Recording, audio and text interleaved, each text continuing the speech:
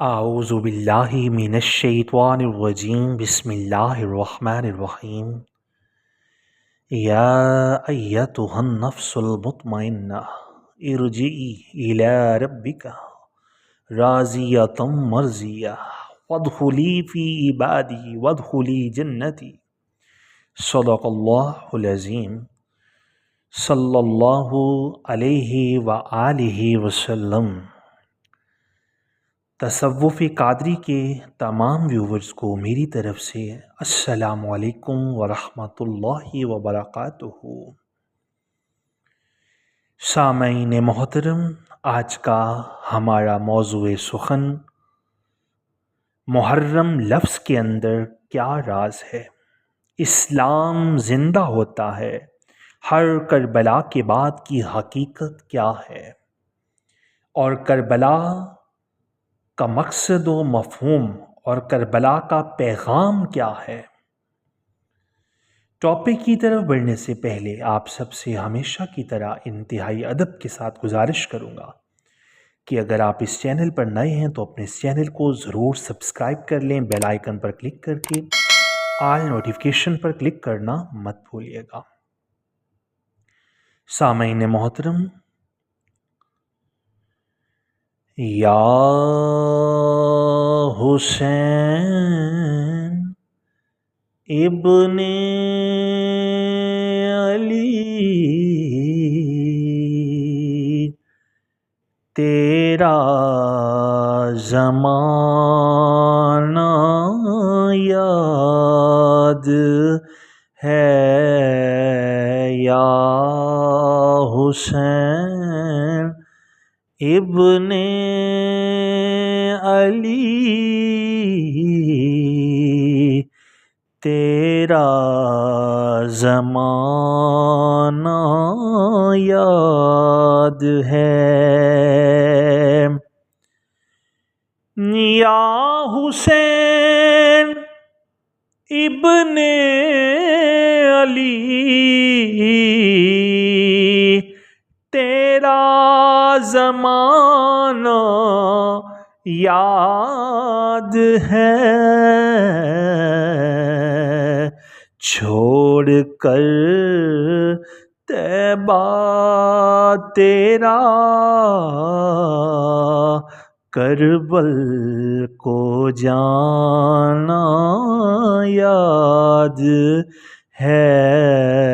چھوڑ کر طیبہ تیرا کربل کو جانا یاد ہے، تیروں کی بھوچھاڑ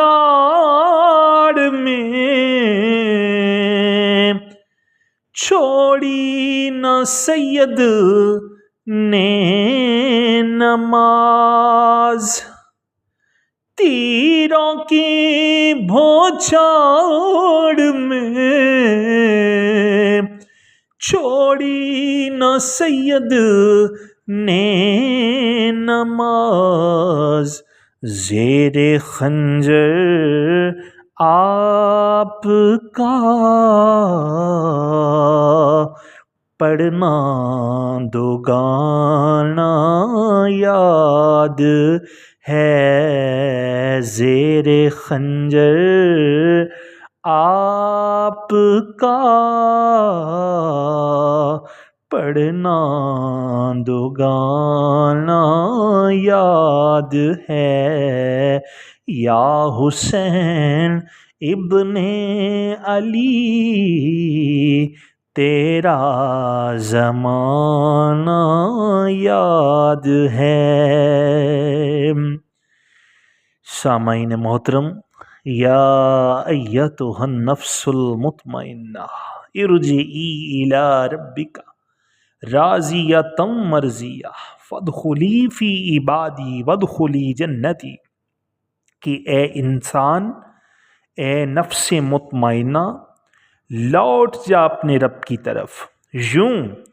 کہ تو اس سے راضی، وہ تجھ سے راضی، پھر میرے خاص بندوں میں داخل ہو اور میری جنت میں آ۔ سامعین، جناب سیدنا امام جعفر صادق علیہ الصلاۃ والسلام سے روایت ہے، آپ فرماتے ہیں کہ یہ آیت در حقیقت میرے بابا امام علی مقام سیدنا امام حسین علیہ الصلاۃ والسلام کے لیے ہے، اور یہی حقیقت ہے کہ اللہ کے حکم اور اس قول کو جس طرح عملی جامہ مولا حسین نے پہنایا، شاید ہی کوئی ایسا کر سکے۔ سامعین، ہم اس آیت پر مزید گفتگو سے پہلے محرم کے مہینہ کی باطنی حقیقت پر بات کرنا چاہیں گے۔ سامعین محترم، محرم یعنی میم سے محمد صلی اللہ علیہ وآلہ وسلم اور حرم کے معنی ہے پاک۔ اب اندازہ لگائیں کہ اسلامی مہینوں میں اسی مہینے کا نام محرم پہلے سے ہی رکھ دیا گیا کہ اس مہینہ میں محمد صلی اللہ علیہ وآلہ وسلم کا پاک خون بہایا جائے گا۔ سامعین، یہی فرق ہے اہل ظاہر میں اور اہل باطن میں کہ آج 1400 سال بعد ہمیں محرم نام کی باطنی حقیقت سے آشنائی مل رہی ہے، اور وہ اہل ظاہر نہ انہیں محرم کی خبر ہوئی اور نہ اس بات کی کہ وہ جس شریعت محمد صلی اللہ علیہ وآلہ وسلم کی رٹ لگا رہے ہیں، اسی شریعت کی آڑ میں وہ خون محمد صلی اللہ علیہ وآلہ وسلم بہا رہے ہیں۔ اس سے ہمیں یہ بھی سبق دیا گیا ہے کہ اہل ظاہر نہیں بلکہ اہل باطن سے رجوع رکھو۔ سامعین، باطن سے آگاہی رکھنے والے ہی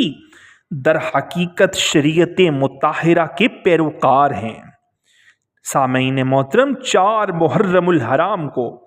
اہل ظاہر ہی تھے قرآن و حدیث جاننے والے،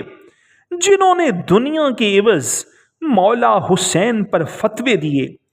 کہ آپ معاذ اللہ، نعوذ باللہ، استغفر اللہ من ذالک، نقل بالکفر کفر نباشت، شریعت مصطفیٰ کے باغی ہیں اور واجب القتل ہیں۔ یہی وجہ ہے کہ میرے سلطان العارفین تڑپے اور لکھ ڈالا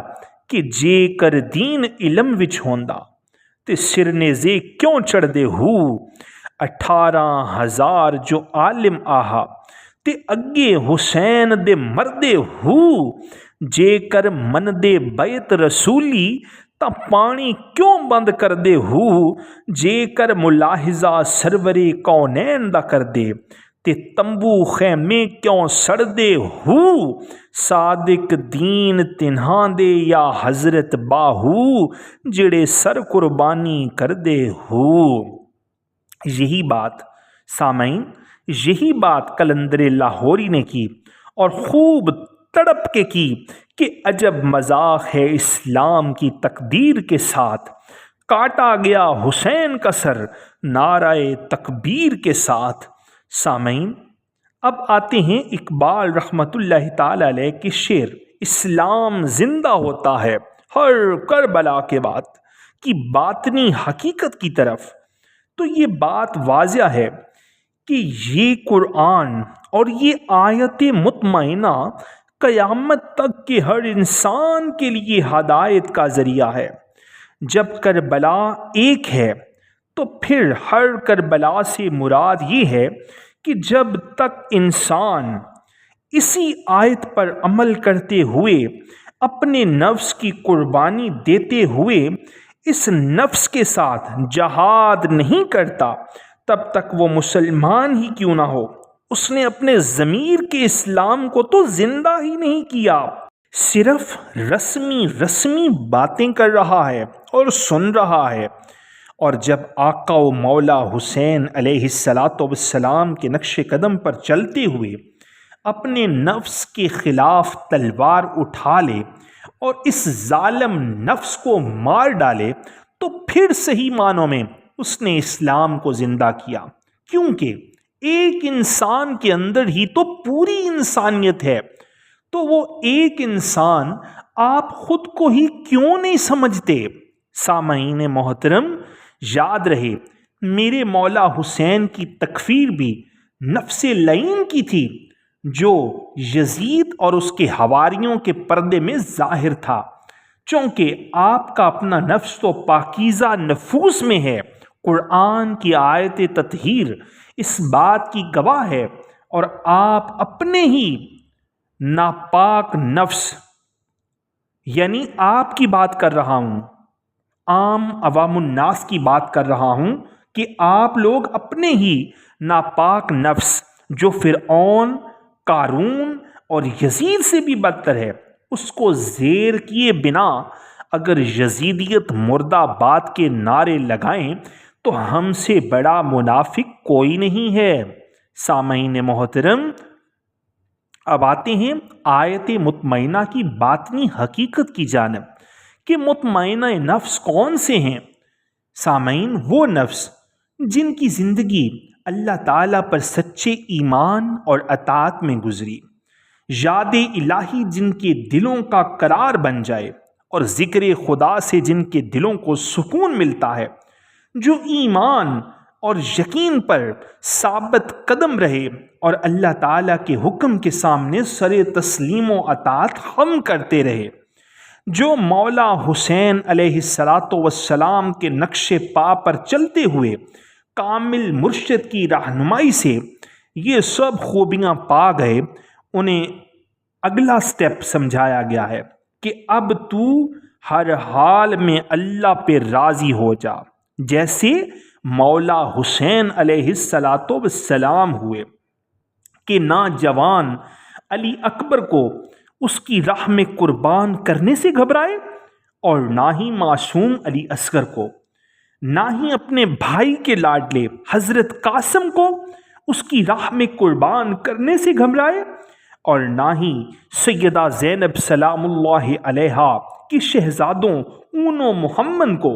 بلکہ ہر مقام پر انتہائی ثابت قدمی سے یہ بولتے رہے کہ میرے اللہ، میں تجھ سے راضی ہوں جو تیری رضا، اور آخر میں سجدہ عشق کیا، وہ سجدہ جس پر عرشی فرشی سب حیران رہ گئے۔ سامعین محترم، ایسا سجدہ جس میں اللہ کی رضا اور اس کا دیدار پانے کے سوا کچھ طلب نہ تھی، اور قاتل سر پہ ہے اور مولا کہہ رہے ہیں کہ یار تو راضی ہے نا۔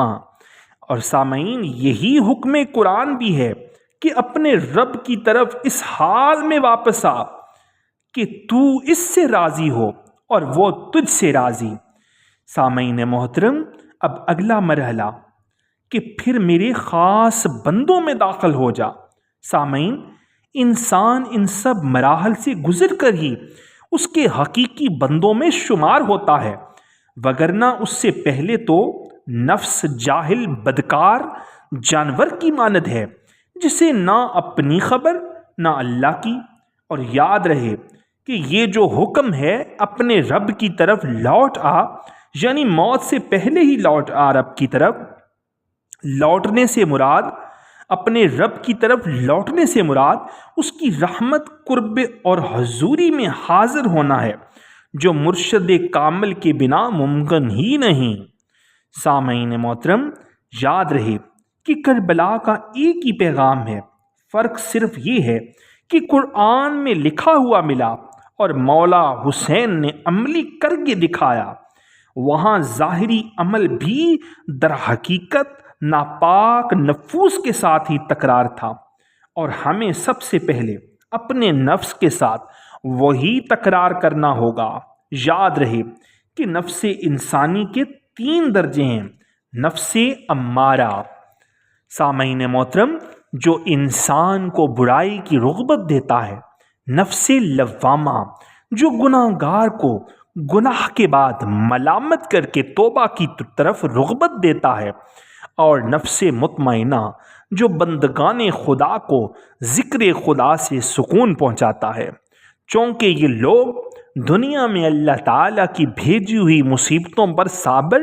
اور راحتوں پر شاکر رہ کر راضی برضا رہے اور ہر حال میں اللہ تعالیٰ کی رضا کے طلبگار رہے تو اللہ تعالیٰ بھی ان کے عمل پر ان سے راضی ہوتا ہے اور اپنے انعامات سے ان کو راضی کرتا ہے اور دنیا میں ہی ان کو اپنے دیدار سے بامشرف کرتا ہے۔ سامعین محترم، بس یہی کربلا کی حقیقت ہے اور یہی کربلا کا پیغام بھی، جس پیغام کو ہم بھول کر مولا حسین کی روح انور سے دوری اختیار کیے ہوئے ہیں اور رسمی اور ظاہری باتوں کے پیچھے بھاگ رہے ہیں۔ خدا را حقیقت کو پہچانیں۔ آخر میں بس یہی کہوں گا، اور یہی مورل ہے کربلا کا، جو حضور خواجہ خواجگاں معین بے کسا حضرت خواجہ معین الدین چشتی اجمیری رحمۃ اللہ تعالی علیہ نے فرمایا کہ شاہ است حسین، بادشاہ است حسین، دین است حسین، دین پناہ است حسین، سرداد نداد دست در دست یزید کہ حقا کے بنا لا الہ است حسین۔ کہ یہ بات کس قدر حسین جو کہہ گئے معین الدین کہ دین کی پناہ حسین ہے، کلمے کی بقا حسین ہے۔ سامعین محترم، اللہ کریم ہمیں حق کو باطل میں تمیز کرنے کی توفیق عطا فرمائے اور حق کا بول بالا کرے۔ اللہ کریم میرا بولنا، آپ کا سننا اپنی پاک بارگاہ اقدس میں قبول و منظور فرمائے،